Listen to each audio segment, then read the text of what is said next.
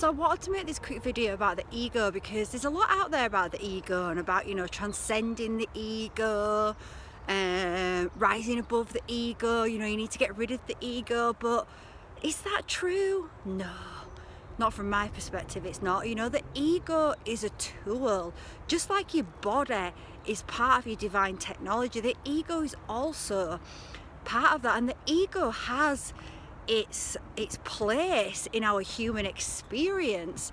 The ego is not bad and it's not wrong. In fact, the ego is there to actually assist us to experience this human experience and to keep us safe, so that we can experience this human experience for as long as possible, so we can fulfill our missions. And it's actually about creating harmony with the ego. It's becoming aware that the ego is not the true self, right? The true self is the soul, and the ego is a tool like the body, but it is still divine and it is still important. It's not something for us to get rid of.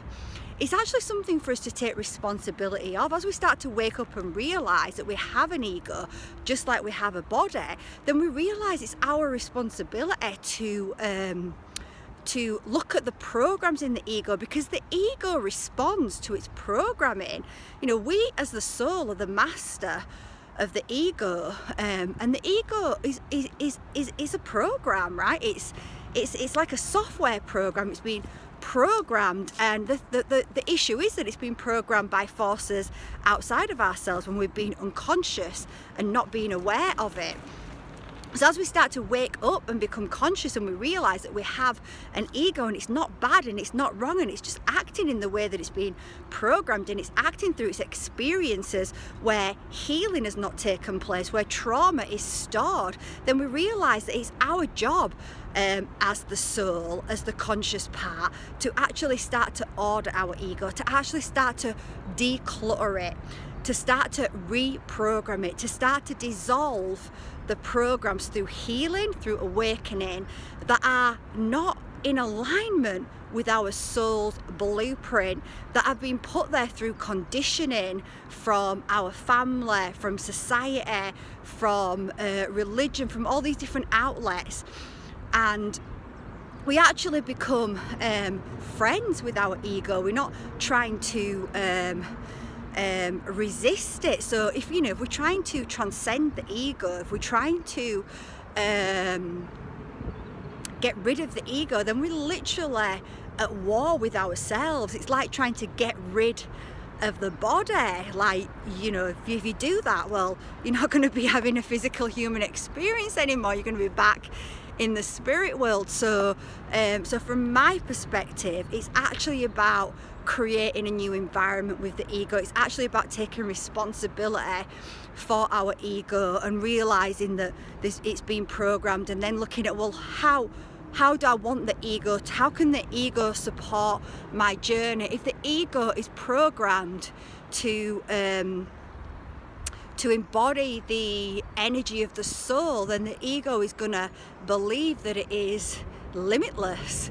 The ego is not just going to believe, it's going to know these things, because that energy, that soul, is going to infuse into the ego, and it's going to dissolve out all of those illusions and beliefs that have been programmed in. So it's actually really the way that we bring harmony back to the ego, the way that we get the ego to work in the way that it was organically created. Remember, this divine technology that we have, which the ego is a part of, was divinely created for us to have these amazing experiences on earth. And it's just that it's been hijacked, and we're taking back our power. So we take back our power by reconnecting back to our true soul selves. As we reconnect back to our true soul, which is intimately connected, not separate from source, because we are all expressions of source, emanations of source, then we bring that energy into the body and into it. We upgrade our whole technology, and it just dissolves. We don't even have to work really hard to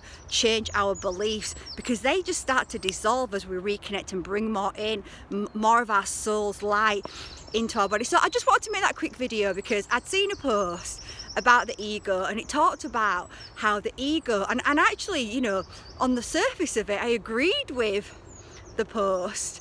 And I can understand the perspective of the person that's posting it, where it basically says the ego is all about self-image.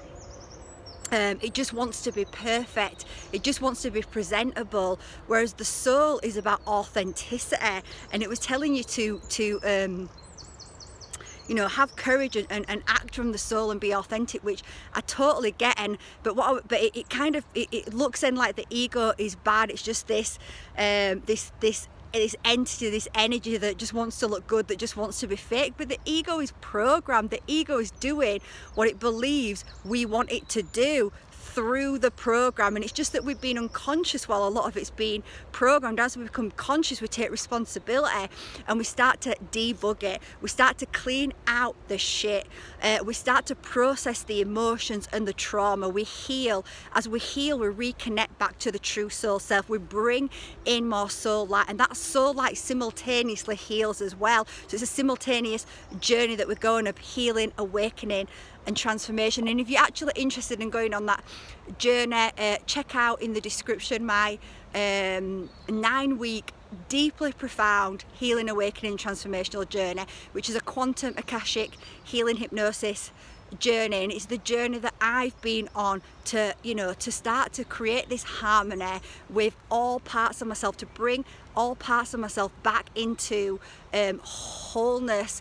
And in doing that, I am now operating from my soul's blueprint. Am I 100% there? No, I'm still healing, and it is a journey that we go on. But this journey, I've harmonized the path, and I've created a path of acceleration for those that are ready to take it and join me on the new Earth timeline.